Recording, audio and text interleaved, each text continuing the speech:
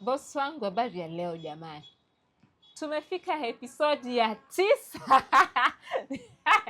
Oh my God, I'm so terrible when it comes to Swahili. Oh Jesus Christ. So we are at episode 9. And for the people that have been listening to me, the 10 of you, I addressed the 10 of you. There was a time I was addressing just one, the 10 of you. I do really appreciate that you keep following, you keep watching, you hear all the time. You mean the world to me. So, and for the people that have not subscribed yet, why have you not subscribed? Why have you not been sharing my content with your family? Why have you not been here all the time? So please subscribe. We have an Instagram page, we have an TikTok page, and we have a Facebook page. The name is DR.AyieraJR. Please follow and tell your friends to subscribe to my YouTube channel. I do really appreciate that you came back to listen to this episode. On today's episode, we will be talking about strategy around finances. Do you realize that from episode 7, we've been talking about money? In episode 7, we talked about how I got my first million, how you can get your first million. Then we talked about how do you scale your million to other millions. That we are now on strategy around finances. And that's what I will be expounding on, what I do on a day-to-day basis in this episode. Check the scoreboard, yeah. You need to look the part. You need to look the entrepreneur. You need to look good. But I will.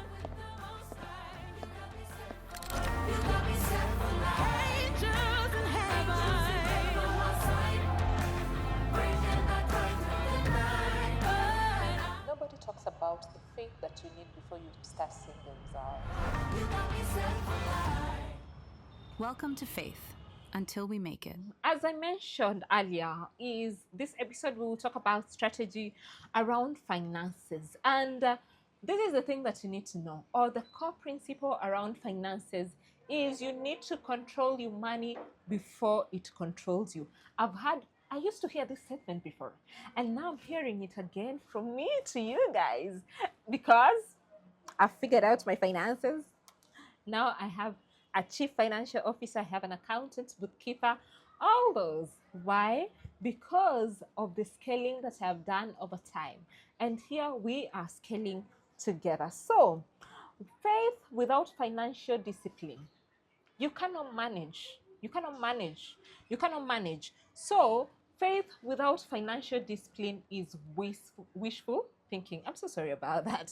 So, and we need to know what sets people aside from surviving into thriving. The first thing that you need to do is, wacha kwanza niwaambie story ndo niwaambie first point.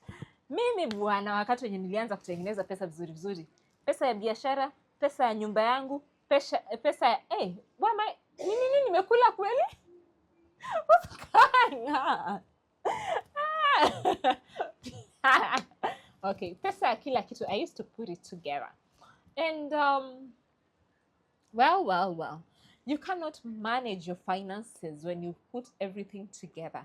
The first thing that you need to do in your journey of finances, or in your journey of entrepreneurship, or in your strategy around finances, is to be in a position to separate your personal finances from your business finances. So the thing that I did, of course, I had a dedicated bank account previously for business, but what has happened is now I was removing that money and using it to buy my own things. I was just juggling money. So if you are starting out, the first thing that you need to do is separate your finances. Have a business bank account, then have a personal bank account. Or just know that when you are working with these particular finances, you need to be in a position to separate the finances properly. The finances that are used for business, for scaling, for anything else, put them aside. And from salary, for example, put them aside. And another thing is you need to be in a position to track your income and expenses religiously. Kama unapata pesa, lakini income yako hauitrack, you know what ends up happening is you get to be overspending because hujui unalipa nini na ulipi nini, and that puts you in a very terrible position. Why? Because you do not know what you're paying for and what you're not paying for. So the thing that you need to do is track your income first and then track your expenses. And if possible, if you can reduce your expenses to cheaper things, please do that. It will help you a lot. Unless, for example, it is you're working with salary, or if you are maybe employed, then it will be hard for you to divide the finances. But it is important as an entrepreneur that you never mix the money together. Another thing is, do not use business funds for your personal use. Mimi karibu niende broke. Why? Because I have been using my business money for my personal use. If you do that, you know what happens is you keep eating into the money that could have been used to expound your business. And if you are using that money that could have been used to expand your business, guess what? It puts you in a terrible decision, because always expand business yako. And that's what we are talking about. So what we've been talking in this, or in the first point that I've been sharing with you, is you need to be in a position to separate your personal finances from your business finances.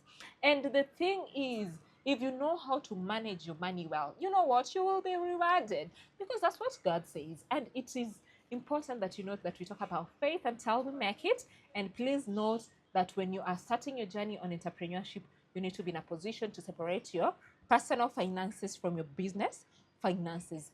Now, our rule number 2, it's a very good strategy for finances in businesses or for entrepreneurs, is you need to allocate your money strategically. The rule of thumb that I use all the time is, first of all, is 50% goes to business growth, which is marketing, tools, staff, etc. 30% goes to savings and investment for the business, not your personal finances. It goes for the business. And lastly, now the 20% is what goes to your personal living expenses.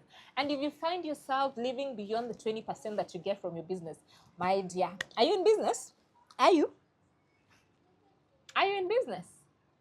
Since you're not in business, if you're using more than the 20%. So if for it is important that you need to allocate your money correctly, because it is taking it a very small thing for you to start bleeding dry in your businesses. So it is important when you are working around money, you allocate the money strategically so that you can be in a position to remain in business. Number 3 thing that you need to do when we're talking about strategies around finances is you need to build a cash reserve.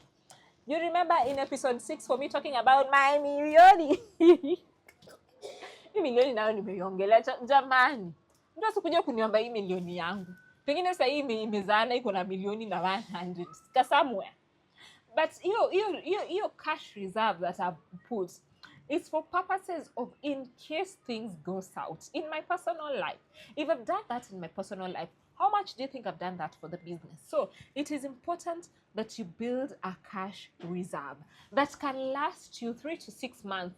Majorly it's 3 to 6 months, but I'm the most skeptical entrepreneur that you'll ever meet. So for me, I know things might go south anytime. If they're gonna go south, at least I have a year to re-strategize. I've seen so many people get auctioned. I'm gonna mention Cairo today because he's been auctioned recently. And for someone that had 3 businesses, I did not understand his financial planning. But then again, it is important that you build a cash reserve that will help you be sustainable in case things go south. Because sometimes people do not, clients miss to pay invoices on time. And guess what is going to happen? If they miss to pay invoices twice, what's going to happen? You're going to go bankrupt, or things are just going to go south. You're not going to pay your employees. And your employees are the biggest people that you need to work with. And guess what? Wataanza kuacha kazi mmoja kwa mmoja na kupata employees wazuri. You already know how it is as an entrepreneur. It is not even easy to get a nanny. And a nanny is one of the jobs that we think anyone can do. It is not easy as you think. So it is important that you build a cash reserve. As much as we are talking about faith until we make it, faith does not mean you are spending recklessly or you are risking your business. So it is important that you note that God honors preparation. And the fact that God honors preparation, you need to be in a position to build a cash reserve that is gonna take you, or that is gonna sustain you if things are going south for 3 to 6 months. And another thing is hapa pia mimi ndo ninajishika, lakini sasa sometimes, but then again, do not listen to what listen to what I'm telling you, and do not follow what I'm doing. The thing is, avoid lifestyle inflation. So it is easily, especially if you've grown up in poverty, because you are trying to look like you're making it in life. It is important that you avoid lifestyle inflation. Kama ulikuwa unaishi nyumba ya 20k, uko tu saba hapo, bado hujafika ya 100k, dada yangu ama ndugu yangu, boss wangu, bado hujafika ya 100k.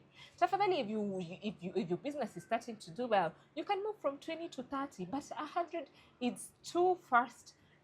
Una move haraka, as much as you making a lot of money. So the thing is, there's an early attempt when you start making good money to want to live a certain lifestyle, to start rolling with certain people, to have a certain car, and that is why you see so many people, so many entrepreneurs that we were looking at get auctioned. And it's not a funny situation to see. If you get auctioned, mimi kwanza, the only reason why I am working hard in this life, it's because so that I can afford towels on my bathroom. That's such a petty reason, but it's so that I can afford white, nice linen towels in my bathroom. As I step from the bathroom, I can see. Sasa unaona, imagine sasa nikwe auctioned alafu nikose ku afford your linen towel. Imagine venye nitakuwa depressed. So the point is, we need to avoid lifestyle inflation at all time and focus on reinvesting in your growth. If you can build other products, if you can, what is it called? Apart from building other products, if you can create other avenues of money, it will really be helpful to you. So, and not putting the money into luxury. So the point is, when you are delaying your gratification, it shows how you are exercising your faith. And it is important that you note, when you are sacrificing now, you will get all the rewards later. So it is important that you note that. And another thing, acha nikwambie, mimi, hey, I do all my transactions either via M-Pesa or bank or something. I rarely have cash. I got one of my friends, is cow. So this friend of mine, all the time he has cash money. I'm like, mbona utumie M-Pesa, because of the transaction cost that comes around it. But the thing is, when you are working around money, or the strategies that you need to do around finances, is track every last transaction. You might find, kama leo asubuhi bwana, mimi ninapatana na kitu yenye someone subscribed that is called personality, that's inanikata 5,000. That's a lot of money in this scenario. But then again, it is important that you track every transaction that is done through you. You can use accounting software, you can use spreadsheets, you can use QuickBooks, whatever that you want to, whatever. So know where every shilling is going in your business. And another thing is, you can review on a weekly basis, on a monthly basis, to see on the expense that you need to cut down. So a thing that you need to understand is, God values integrity at all times. So it is important, when we are talking about faith until we make it, you are faithful in your finances by reinvesting, by avoiding lifestyle inflation, by tracking every transaction. And another thing is, plan on giving. Wacha nikwambie, I am going to talk about a story of my favorite aunt. Her name was Auntie Rachel. She passed in 2021 due to COVID. She was the most generous human being that I've ever seen.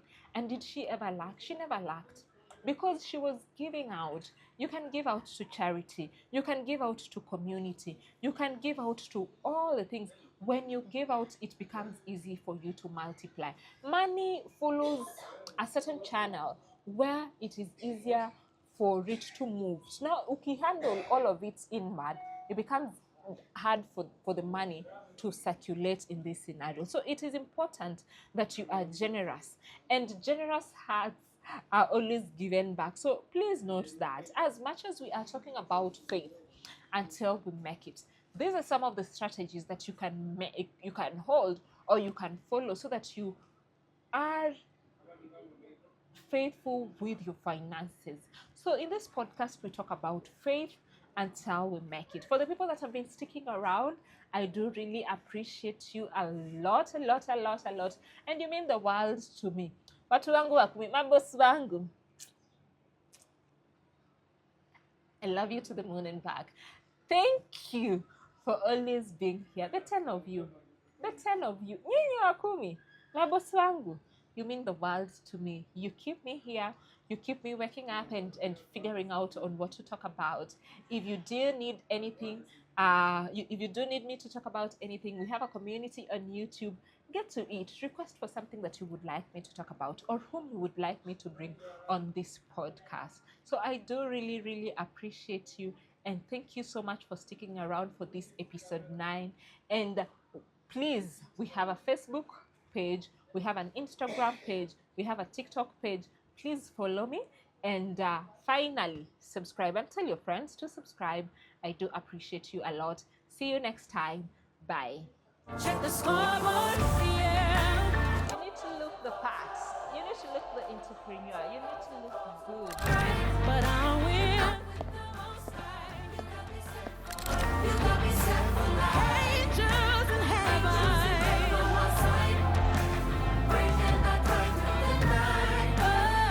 Nobody talks about the faith that you need before you start seeing the results.